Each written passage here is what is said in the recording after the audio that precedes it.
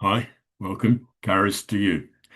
This is 6 o'clock on Saturday, the 20th of June, 2026. Are you ready to take notes? I might say something interesting. As always, I've got nothing on my mind except one thing that just came on my mind a few minutes ago. In the Facebook group, I asked a question, and I've asked a couple of questions about grace. Now, I'm not asking the questions from a standpoint of not knowing the answers. I know the answers of the questions that I'm asking. Now, this is the question that I asked. If we are saved by grace, Karis, why can't I find anyone who can explain how? I've asked quite a few people what is grace, including pastors, and every one of them will say, I don't know, or if they're as advanced as pastors, oh, it's unmerited favor. That barely makes 1% of grace. And I responded to a couple of people who said, oh, it's this and oh, it's that. But that doesn't explain the question that I asked. Why can't I find anyone who can explain how? One person responded, God gives his grace because he is love and we are his. And that does not explain why I can't find anyone who can't explain how, or that doesn't say why people don't understand how. I'm asking, why can't I find anyone who can explain how grace works, okay? How it saves us. Another person, I'm not even going to bother reading them. There's only been a couple, but I'm rather frustrated over this. You see, it just reinforces that all these people that call themselves Christians don't even know what Christianity is. Ephesians 2:8, for you are saved by grace through faith, and that is not of yourselves, it is the gift of God. You've heard me quote it if you've been watching the videos. If we are saved by grace, we ought to know what it means. Now, the word translated into grace is the Greek word charis. I say it all the time. I start these messages saying, welcome, charis to you. I am wishing grace upon you, and specifically the Greek word charis. Now, I'm pronouncing that charis, even though it is spelt Charis. Many people say, oh, charis. No. Do you say charisma? Because it's the word that has created charisma. Charisma. Charisma, not charisma. So it's charis, not charis. Anyway, I'm quite annoyed right now because it just serves to remind me that basically no one has bothered to research what Christianity is. Oh, we call ourselves Christians. Oh, we believe in God. We follow God. We go to church. We do whatever. And we are saved by Christ's sacrifice on the cross. That gave us the key to salvation. But charis is the lock in the door. Having the key does not open the door. You have to put it in the lock and turn it to open the door. Charis needs to work for salvation, not just the key alone. if you're getting offended by the way I'm talking, sorry, I'm upset, and I'm upset righteously because people should know this about God. Being upset doesn't disqualify me from Christianity or from preaching messages or from teaching you or from anything like that. After all, Christ walked into the temple and upturned all the money changers' tables. Do you think that was a peaceful act? Do you think he wasn't that he was really happy that he had to go upturn all their tables and tell them that they're an abomination to God, for want of better words? Okay, so we know that we are saved by grace through faith, and we know the word is charis. What does charis mean? Again, I've only ever had, until yesterday was the first time somebody said something other than these two answers. I don't know is the most common answer. Unmerited favor is what Bible college students say and pastors say, people that have studied an awful lot, they say unmerited favor. Unmerited favor is one brick in the Great Wall of China. To say the Great Wall of China is a brick is gravely mistaken. Sure, there is a brick in it. There is unmerited favor in it. But again, unmerited favor is like buying the ticket to take the train journey or the cruise around the world that you're going to be on for months. And it's going to be like many thousands of things happen in that time. What, does a ticket describe all of what happens in a cruise around the world? No way. Unmerited favor is just the ticket. It's not the cruise. I'm going to, there's a book about this on Amazon Kindle. I'm going to find the link and post it at the end of this. In fact, I'm going to start posting it on many of these messages, I think, anyway. A lot of what I say comes from that book. When I talk about it as a ticket and a cruise, that's what the book says.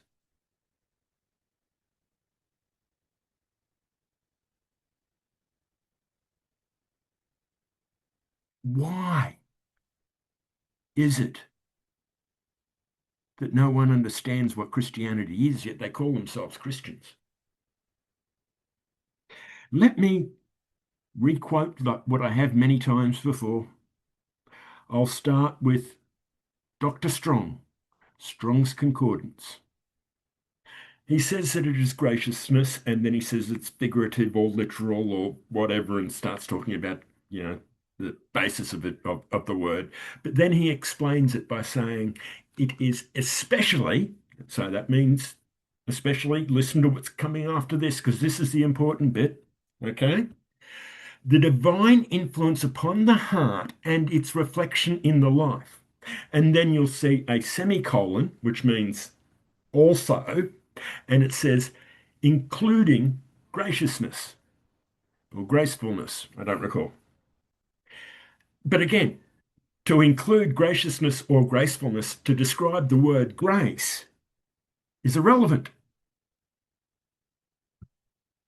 It's like saying fire is fiery, water is wet. That word, including graciousness or gracefulness, whatever it was, I don't even remember because that's automatically discounted. It's a self-description. This color is black. That means it is lightless. There is nothing color-wise reflecting from this. That hasn't described black.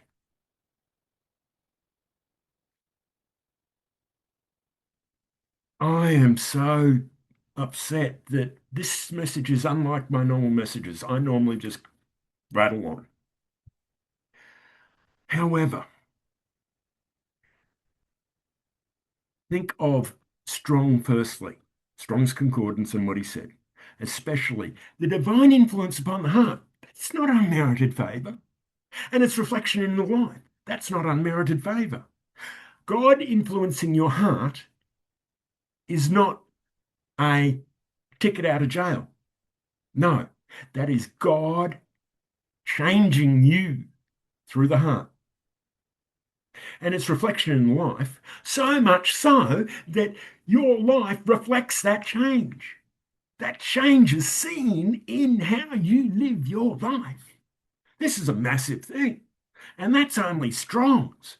And that because Strong wrote a concordance, and a concordance only gives a very basic description of a word. Thayer wrote a lexicon. Now, a lexicon goes in depth into the word, and it will give all the instances of how the word is used and any different reflections of the word within those instances in all the verses. So, where Strong wrote a 3 or 4 line paragraph, Thayer wrote a page. But his base description had 4 points. And three of them, like one of them is like the effect of grace type thing, for example. And therefore, don't even worry about the effect of grace. That doesn't explain what it is. Another one is graciousness and how,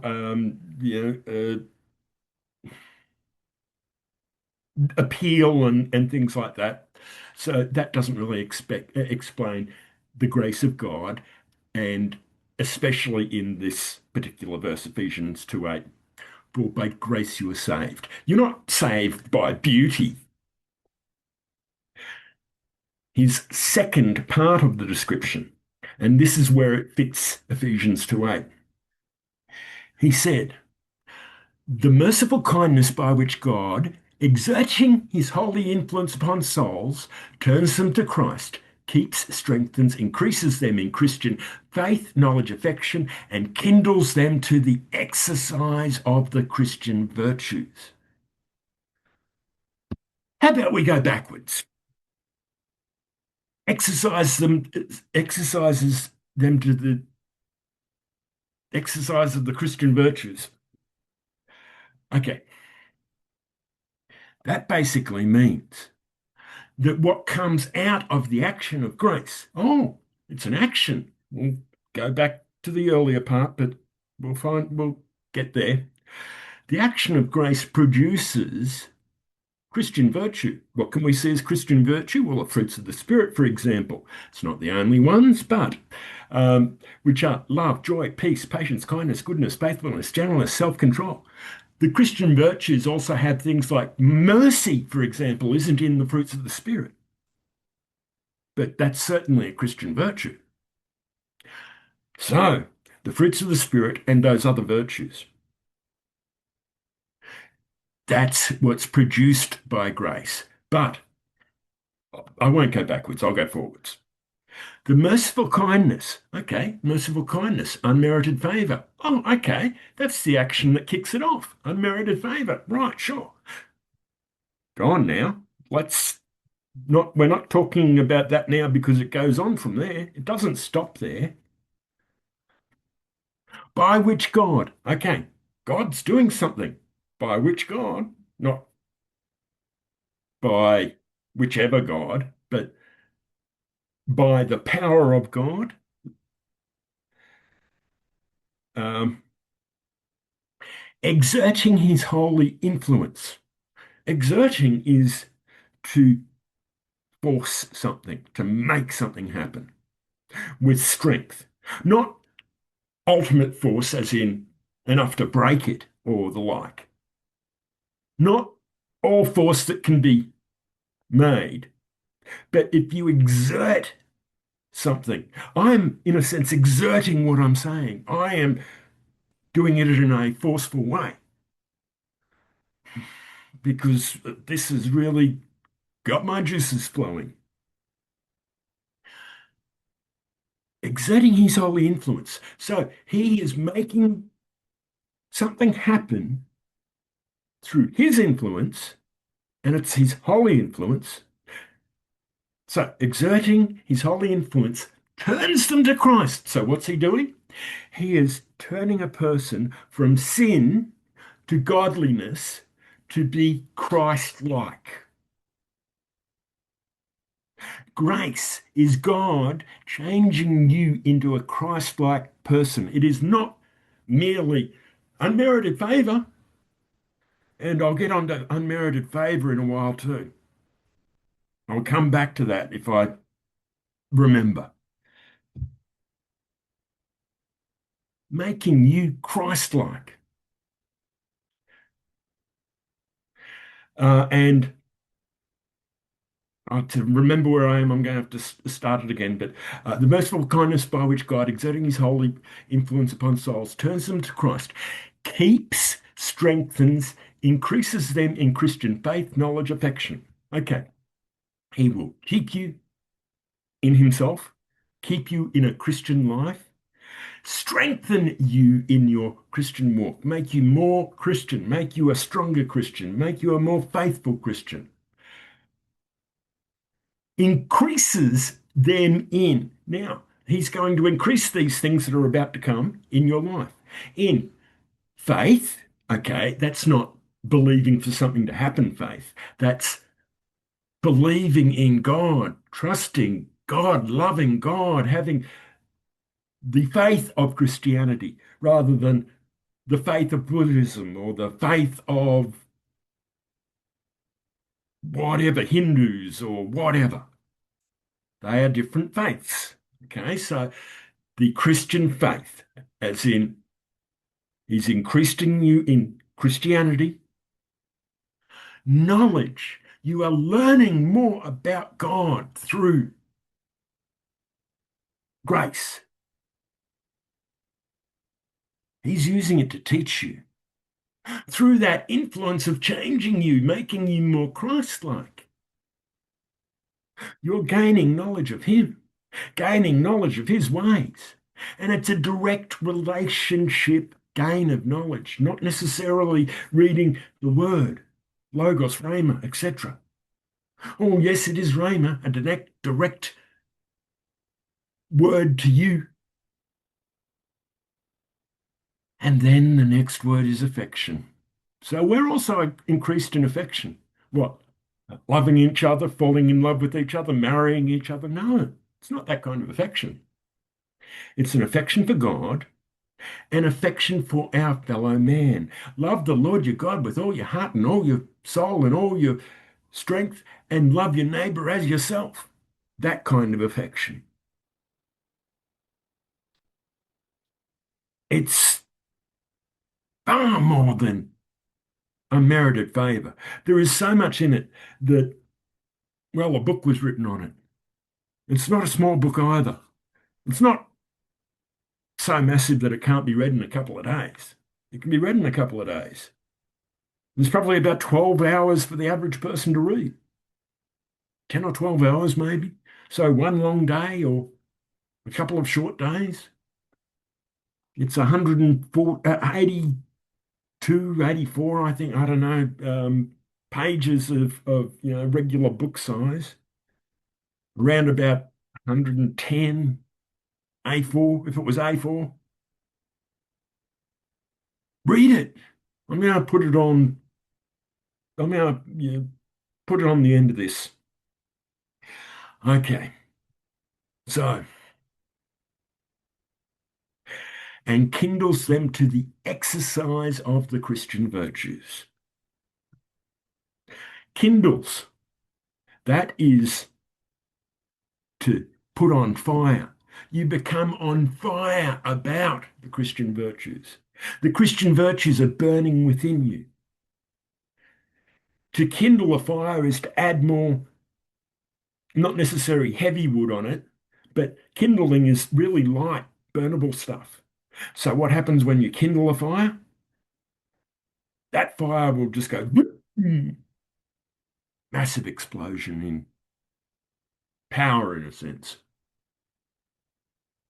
So to kindle them is to take a bit of a fire and make it massive and more on fire to producing and producing and delivering those Christian virtues, the fruits of the Spirit and the other virtues like uh, whatever, I don't even recall. Mercy is what I said before. There's three or four other things that are classed as Christian virtues that I don't recall what they are. Is this the first time you've found out what grace actually means? Okay, back to the original question. If we are saved by grace, Karis, why can't I find anyone who can explain how? I can't even find a person to give the definition. Again, yesterday I found the first one out of dozens.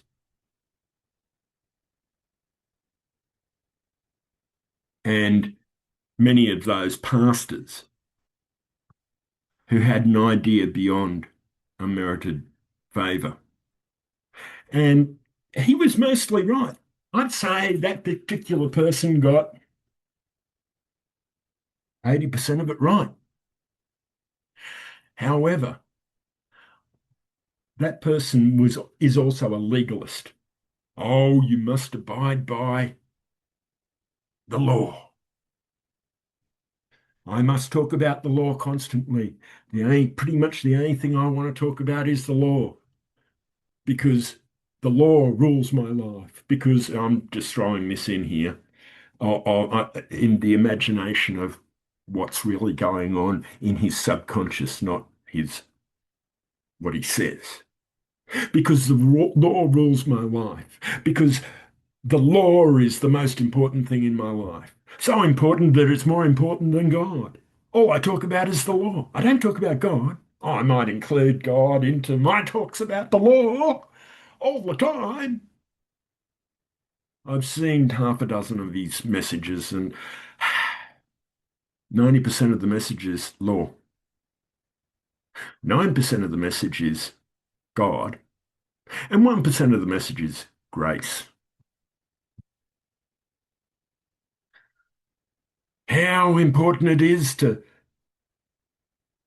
focus on, keeping the Sabbath. Oh, I'm sorry, in the New Testament it says, um, so I don't recall exactly where, but Paul said in one of his letters to the churches that uh, it doesn't really matter which day, any days of the week that people hold sacred. And from the time of Acts onwards, we know that they went to synagogues and the temple daily, and they met as a church daily, and they fed each other daily, not just one day a week. There was no Sabbath anymore. It was a 7 day a week Sabbath, 7 days a week in the synagogues or churches. It's not a seventh of your life for God anymore. It's 100%. If you have to work, okay, we'll excuse work where you can't dedicate any time to God, like a police officer, for example. They can't pull over a speeder and say, right, I'm going to give you a speeding fine, and by the way, have you got God in your life? Uh-uh. They've got to stick to their job. A teacher in school teaching math. 1 + 1 =, before I answer that, can I tell you about God? They'd lose their job immediately. However, if you're in a checkout in the modern world where you're just scanning things, beep, beep, beep, you can be thinking about God. You can be memorizing Christian verses, scripture, or the like, whatever. If you're on the other side of the checkout, buying stuff, you can say to the checkout operator, hey, can I ask if you've got God in your life or something better than that? That's a tacky, pathetic opening.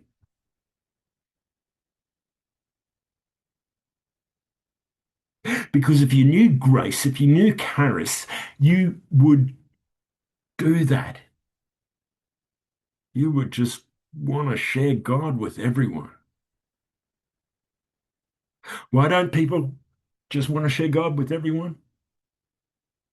Because they don't know charis. They don't know grace. They can't explain how. It saves by being the very connection you have with God in relationship. That's how. So now you know. What are you going to do with it? Anything? I've had my whinge about all these people that call themselves Christians that don't even know what Christianity is. The great majority. More than 90%,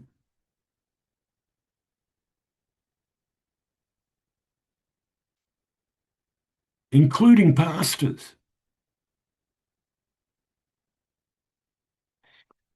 I'm appalled. However,